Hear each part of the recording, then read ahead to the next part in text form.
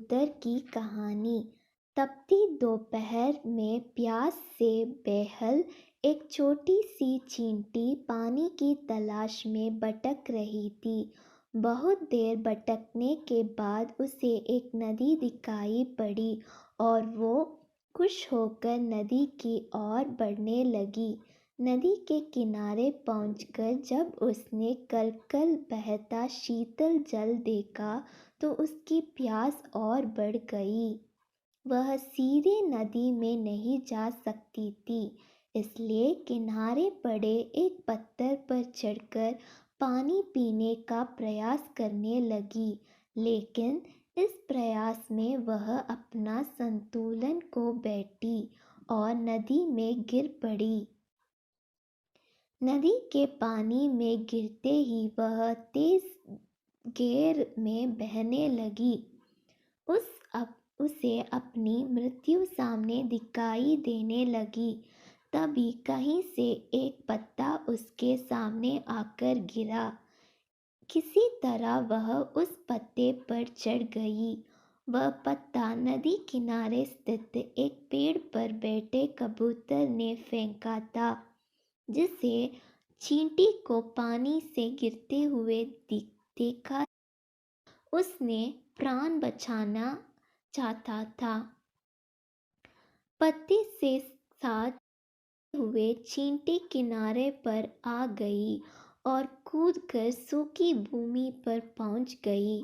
कबूतर के निस्वार्थ भाव की ही सहायता के कारण चींटी की जान बच पाई थी। वह मन ही मन उसका धन्यवाद करने लगी। इस घटना को कुछ ही दिन बीते थे कि एक दिन कबूतर बहेलिये के द्वारा बिछाए जाल पर फंस गया।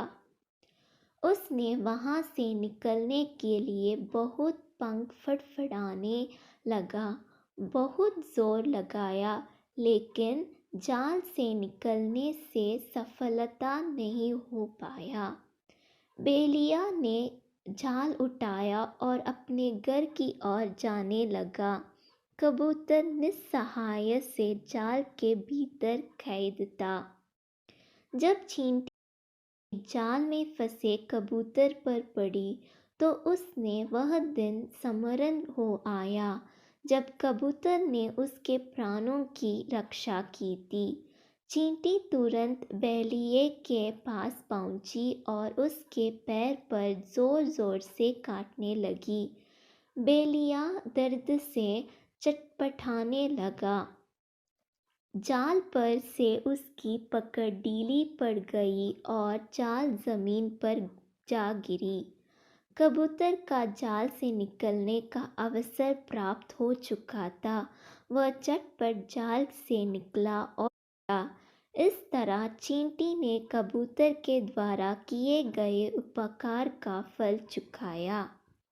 सीख: कर भला हो भला।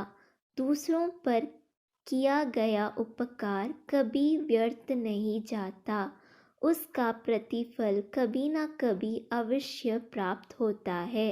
इसलिए सदा निस्वार्थ भाव के दूसरों की सहायता करना चाहिए।